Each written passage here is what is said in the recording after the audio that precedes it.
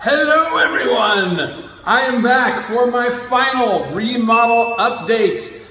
It is done. I'm finished. Finally. Well, there's a few other little things left, but all of the major hard work is done. And man, it's echoey in here. I'm assuming that's getting picked up on the mic because I'm just, once again, using my phone for this. But yeah, I am so relieved to be done with this job, and now I can move on to doing other things like making content that you guys actually watch. Well, actually you guys who are watching this, you watch the other content too. But a lot of the people that watch the normal content don't watch this content. So they're not even gonna see this, but hey, their loss, your gain, right? So let's show you guys how things are looking now. So let's start you guys off here in the kitchen.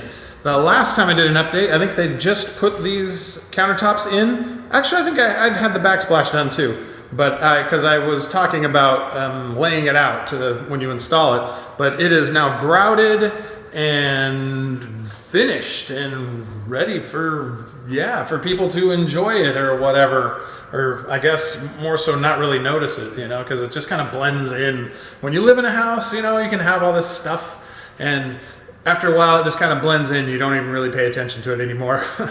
But we got the sink installed, and the oven is reinstalled. It was sitting there already before. I don't think I ever really moved it. But I did install these nice little things that slide in alongside of it. These, I forget what they're called. They're like gap fillers, that's what they are. Because there's kind of a little bit of a gap here. If we get right down close, there's a little bit of gap between here, and food and stuff can fall down in there. This just tightens things up a lot, makes it a lot less likely that crap's gonna fall down there.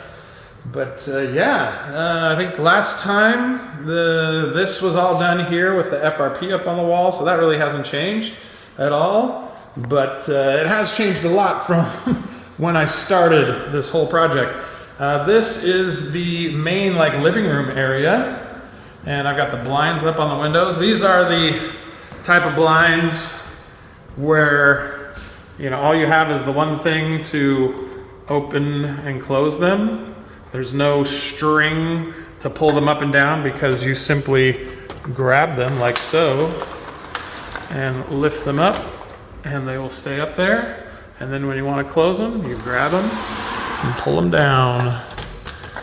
And oops, that was some tools I have sitting on the floor here. Never mind that stuff. Ignore that. Pretend it's not there. But yeah, there's the front door where you come in, and then we come over here. These are our cabinet doors, the hallway cabinets, and this is where the water heater's in here and the furnace. And then this is just some storage cabinets. I actually installed that little bit of flooring down there at the bottom. All the rest of the flooring in the place, I had an actual flooring guy do it, but he didn't do this closet because I had a bunch of tools in here at the time. So, and I just told him, oh, don't worry about that, I can take care of it. So yeah, it turned out all right. And let's see, over here to my right is the front bedroom with our ceiling fan that I had a vlog, one of the previous vlogs, I wired up the ceiling fans and got them installed and got them working. And then I'm pretty sure I showed the barn door hardware on these bifolds. Normally on a bifold door, there's a track that runs. So here, we'll pull this guy open. And so there, it just kind of runs on that track that's mounted up there. Normally on a bifold, there's a track that mounts right up here. And then you have little wheels that go along in there. And I mean, that's all fine and good, but I thought these looked cool because a friend of mine pointed them out to me online, or well, he told me about them and then I looked them up and I was like, oh, those look cool. We'll give it a shot. And so here it is. We're giving it a shot. We'll see how it goes, see how it works with renters. Because renters are sometimes kind of hard on the places that they live. I hope you guys aren't some of those people. Maybe you are. But anyway, this is the other bedroom. Window, electrical panel. It's kind of blending in right there. And then we got the closet over there. Now this closet, when I started out, was actually They used bypass doors where you have two big doors and you can only open one at a time. Only one side can be open at a time. And then it just had like wood paneling up here, up above. And so I tore all that out, framed the whole area in, and then sheetrocked it, or put drywall on it. Sheetrock is a brand. A lot of people don't know that. It's kind of like Kleenex, A lot of people know Kleenex, but that's actually a brand name. Same thing with Q-tips. Those are brand names, So like the generic name for Kleenex is like a tissue, and then a generic name for a Q-tip would be a cotton swab. So yeah, sheetrock is a brand name. So the generic name would be drywall or gypsum wallboard or gypboard is what a lot of times people will call it in the construction industry. But like you really care about that, right? You don't care. I don't care. But anyway, so I framed it in, drywalled it, mudded it, taped it, mudded it, and all that, and then installed the closet door. And I feel like it turned out pretty good. I'll do another little demonstration. Let's see here. See if I can see my hand opening the door. Oh! But yeah, we got the shelf inside, and we can of course open both sides. So now our entire closet is accessible all at once, whereas it wasn't before. And then this, we also put this in. There used to only be one crawl space access, which was in the unit next door. But we cut this in while we were at it here so that, actually it was the other way around. This one was the one that was already here, and the one next door was the new one we put in. So never mind.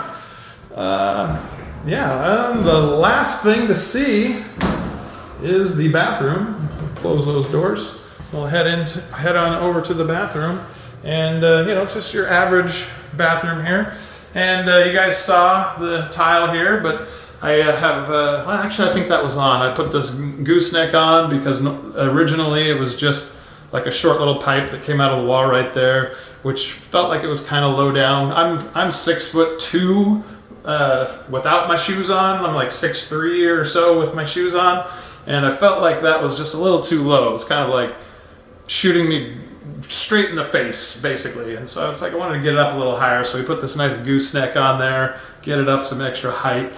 And then of course I put the tile up, as you guys, well, I didn't show installing the tile, but I talked about how I laid it out and all that stuff. And the shower curtain rod on there. I replaced the toilet, because the one that was in here before, I have no idea how old it was, but it used a lot of water. So this one is a lot more efficient in that regard. And then we have the vanity here with the sink. And one thing I wish I would have gotten a video of and showed was this drawer right here. Somewhere along the line, somebody had busted out the back of this drawer, and they ended up using a Little Caesars pizza box to fix it. They had placed the brown side of the cardboard up, so it was kind of, everything was brown. But when you take the drawer out and looked on the bottom, you could see that it was a Little Caesars pizza box. But I ended up taking that out, obviously, took the remaining drawer bottom that was here off, and just put a whole brand new bottom in the drawer that was the same material as this right here, because this was this panel I had to make new because the one on the side of the cabinet was just trashed from years of abuse. But this is the same sink that was in here before, but a whole new faucet, and I got a new mirror up here and a new light fixture and all of that. But so yeah, there. Hi, how's it going? So there's the bathroom. That's all the exciting things that have been going on that I've been doing out here. It's been a whole freaking lot of work. I think I talked about it in the other videos that I had, took out the doors and put in all new doors and new trim around the doors. Oh, and I guess, I don't know if this is worth explaining or not, but I also, the baseboard all used to be like a natural wood color, and I went around and sanded all of that, masked it all off, and painted it all white. So in the future, it should make it nice and easy when we need to come in and do any kind of renovations or touch-ups, where everything's white. It makes it nice and easy. But there we go, guys. That's the tour. That is the state of things now. It's all done. I've contacted my realtor, and he is in the process of listing it so that we can get it rented out to somebody. Before I go, I want to do a few like kind of before and afters. So I hope you guys enjoy this little montage of what it looked like when we started. Well, at least the videos that I took was kind of after we started. But yeah, enjoy.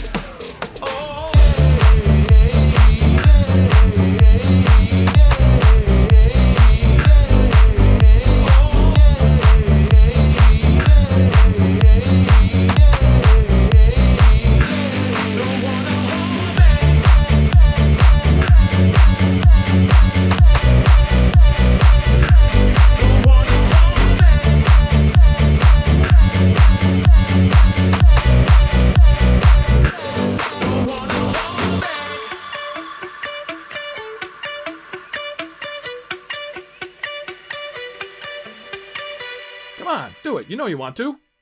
Subscribe.